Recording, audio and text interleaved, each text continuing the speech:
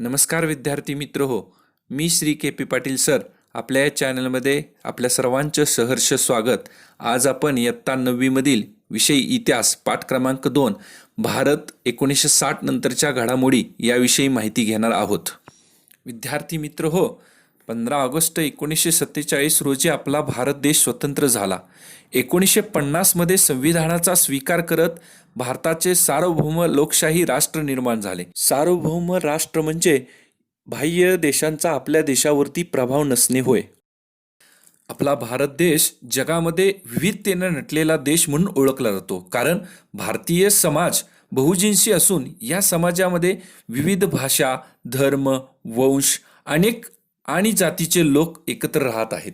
स्वातंत्र्य प्राप्तीनंतरच्या सुरुवातीच्या काळात भारताला आर्थिक, राजकीय आणि सामाजिक विकासाचे प्रश्नही सोडवायचे होते.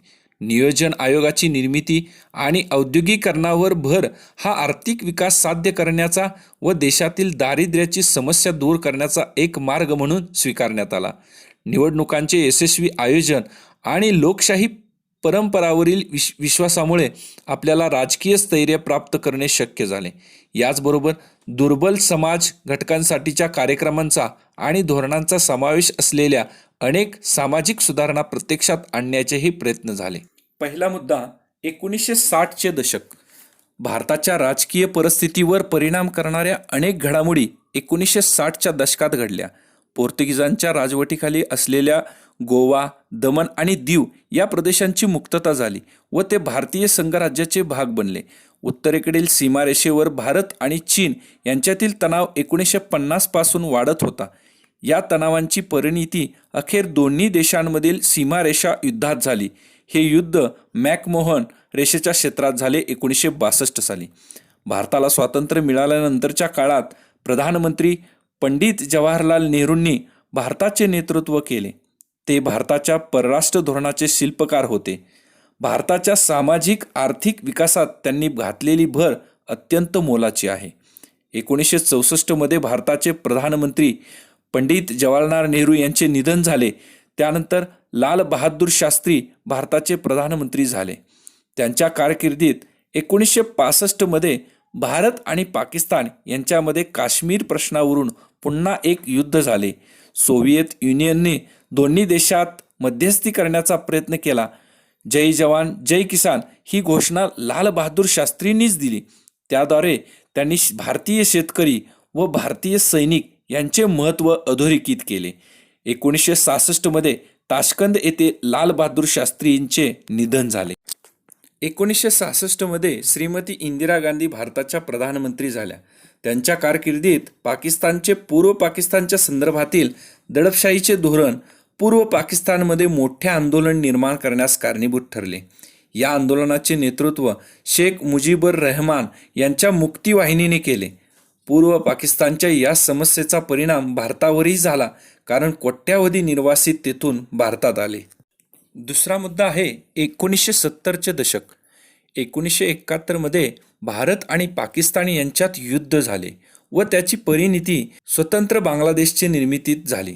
शांततेच्या कारणासाठी अणुऊर्जेचा वापर करण्याच्या आपल्या धोरणाचा एक भाग म्हणून भारताने 1974 राजस्थान येथील पोखरण येथे जमिनी अंतर्गत यशस्वी अणुचाचणी केली. 1975 सिक्कीमच्या जनतेने भारतीय संघराज्यात सामील होण्याच्या बाजूने मतदान केले आणि त्यानुसार सिक्कीमला भारतीय राज्याचा दर्जा मिळाला. या दशकात भारतातील राजकीय परिस्थिती अस्थिर झाली. 1974 श्रीमती इंदिरा गांधी यांनी निवडणुकीतील प्रचारात शासकीय यंत्रणेचा गैरवापर केल्याचा अलाहाबाद उच्च न्यायालयाने निकाल दिला. या विरोधात देशव्यापी संप आणि निषेध झाला. याच दरम्यान जयप्रकाश नारायण यांच्या नेतृत्वाखालील आंदोलनामुळे परिस्थिती अधिकच गुंतागुंतीची झाली. देशातील कायदा व सुव्यवस्थेची परिस्थिती बिघडली आणि शासनाने संविधानातील आणीबाणी विषयक तरतुदींच्या आधारे राष्ट्रीय आणीबाणी घोषित केली. आणीबाणीच्या काळात भारतीय नागरिकांचे मूलभूत हक्क स्थगित करण्यात आले. आणीबाणीमुळे भारतीय प्रशासन व्यवस्थेत शिस्त आली, परंतु त्याचबरोबर मानवी हक्कांचाही संकोच झाला. राष्ट्रीय आणीबाणीचा हा काळ 1975 पासून 1977 पर्यंत राहिला आणि त्यानंतर सार्वत्रिक निवडणुका घेण्यात आल्या. आणीबाणीच्या पार्श्वभूमीवर अनेक विरोधी पक्षांनी एकत्र येऊन जनता पक्षाची निर्मिती केली. नव्याने स्थापन झालेल्या जनता पक्षाकडून श्रीमती इंदिरा गांधींच्या नेतृत्वाखालील काँग्रेस पक्षाचा दारुण पराभव या निवडणुकीत झाला. मोरारजी देसाई प्रधानमंत्री झाले. त्यांच्या नेतृत्वाखालील जनता पक्षाचे सरकार आपापसातील मतभेदांमुळे फार काळ टिकले नाही. त्यानंतर चरण सिंग हे प्रधानमंत्री झाले. त्यांचे सरकार अल्पकाळ टिकले.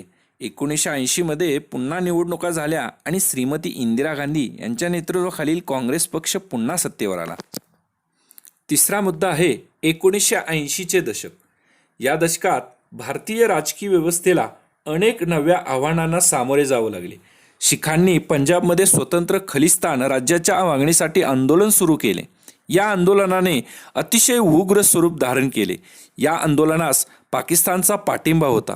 1984मध्ये अमृतसर येथील सुवर्ण मंदिरात आश्रय घेतलेल्या अतिरेक्यांना बाहेर काढण्यासाठी भारतीय लष्कर पाठवावे लागले. श्रीमती इंदिरा गांधींच्या सुरक्षा रक्षक पथकातील शीख रक्षकांनीच त्यांची हत्या केली. याच कालखंडात ईशान्येकडील भारतात उल्फा संघटनेच्या नेतृत्वाखालील मोठे आंदोलन झाले. 1984मध्ये राजीव गांधी यांनी प्रधानमंत्री म्हणून सूत्रे हाती घेतली. त्यांनी भारताच्या अर्थव्यवस्थेत आणि विज्ञान व तंत्रज्ञानाच्या क्षेत्रात अनेक सुधारणा घडवून आणण्याचा प्रयत्न केला. श्रीलंकेतील तमिळ अल्पसंख्याकांच्या समस्या सोडवण्यात राजीव गांधींनी पुढाकार घेतला. तमिळ समुदायाला देशांतर्गत स्वायत्तता देऊन एकसंध श्रीलंकेच्या कल्पनेला त्यांनी पाठिंबा दिला होता. परंतु त्यांच्या या संदर्भातील प्रयत्नांना यश आले नाही.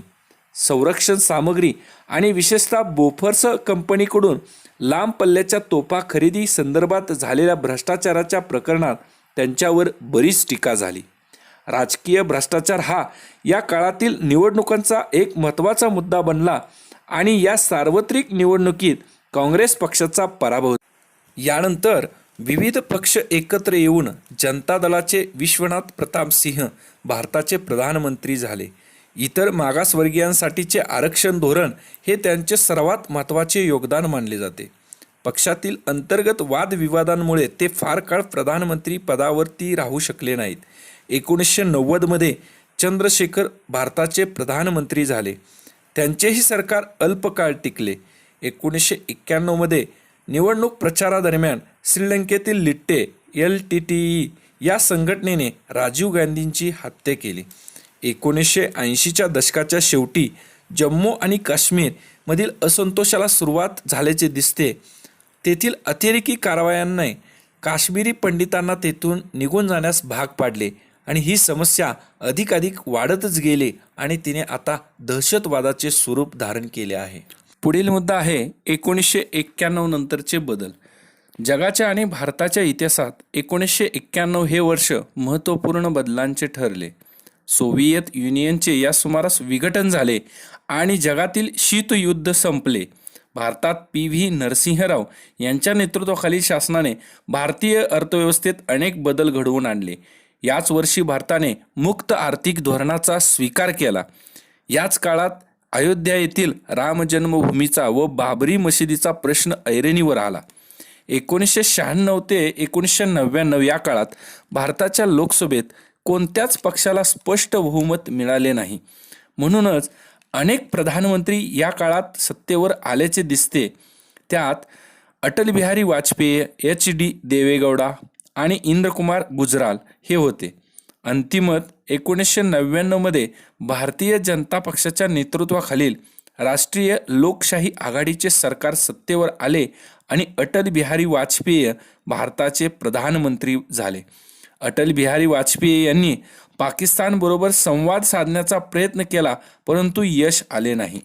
1998मध्ये भारताने आणखीन काही अणुचाचण्या करून स्वतःला अण्वस्त्रधारी राष्ट्र म्हणून घोषित केले.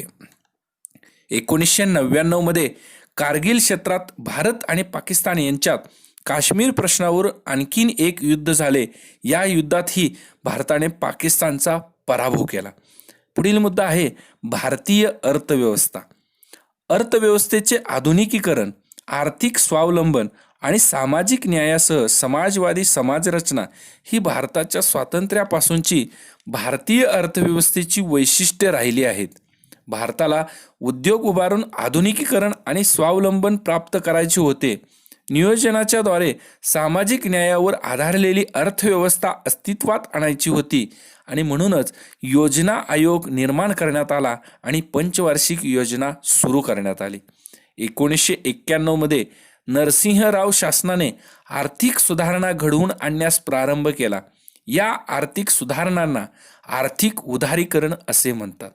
भारताची आर्थिक व्यवस्था या धोरणामुळे भरभराटीस आली. भारतातील परकीय गुंतवणूक वाढली. उद्योग, वैज्ञानिक क्षेत्रातील कुशल व्यावसायिक भारतीयांनी भारतीय अर्थव्यवस्था सुधारण्यास मदत केली. माहिती तंत्रज्ञान क्षेत्रातील उद्योगांनी रोजगाराच्या नव्या संधी निर्माण केल्या. 1991 नंतर झालेले या बदलाचे वर्णन जागतिकीकरण असेही केले जाते. पुढील मुद्दा आहे विज्ञान आणि तंत्रज्ञान. भारताने स्वावलंबनासाठी जे प्रयत्न केले त्यात 2 महत्त्वाच्या घटनांचा समावेश करता येईल.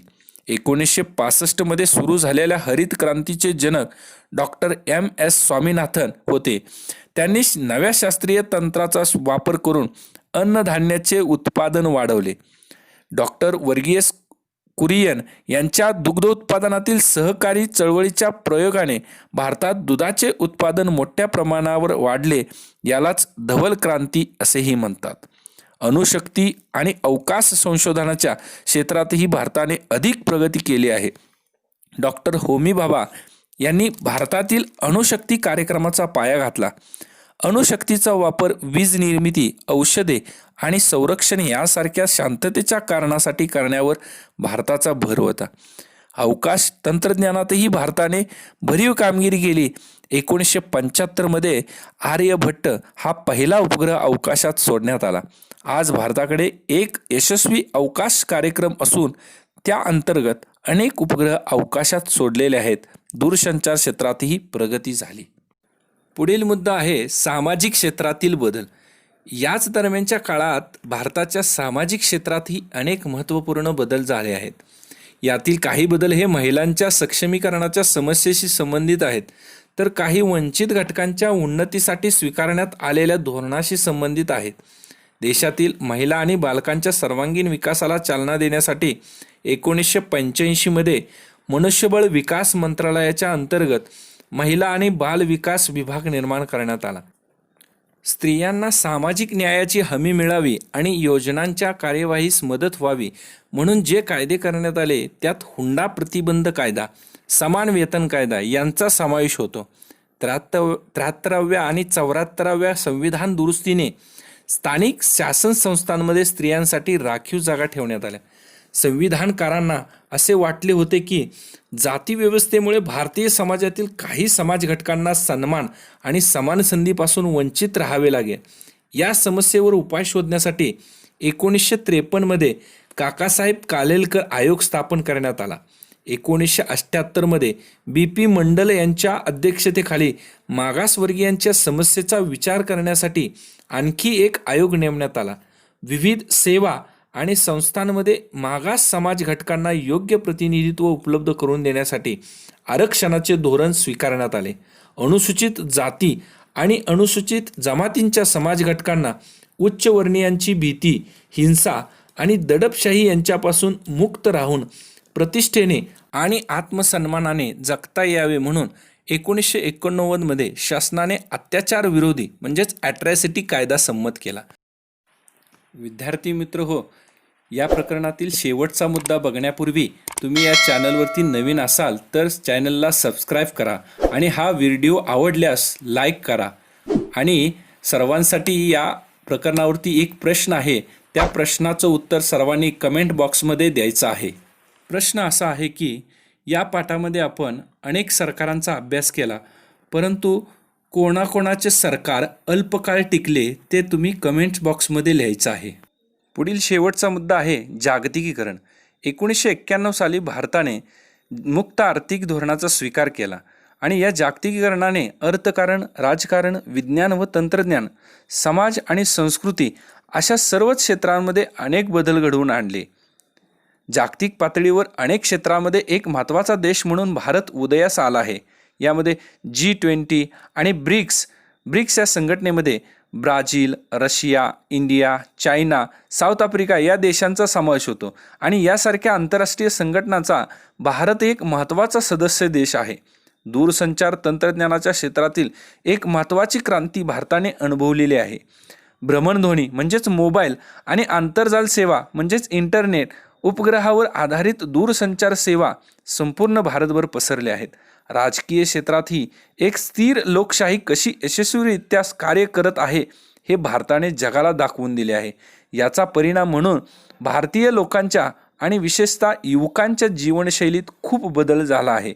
हे बदल त्यांच्या आहारविषयक सवयी, पोशाख, भाषा, समजुती यातून दिसतात.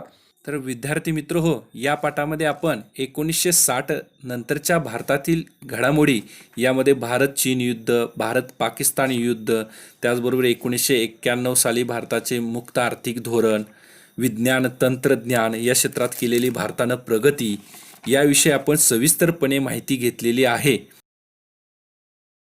पुढील पाठामध्ये आपणाला भारतापुढील काही अंतर्गत आव्हानांचा अभ्यास करावायचा आहे. तर त्या पाठाचे अपडेट मिळवण्यासाठी तुम्ही या चॅनलला सबस्क्राईब करा. तर लवकरच भेटू आपण पुढील व्हिडिओमध्ये. धन्यवाद.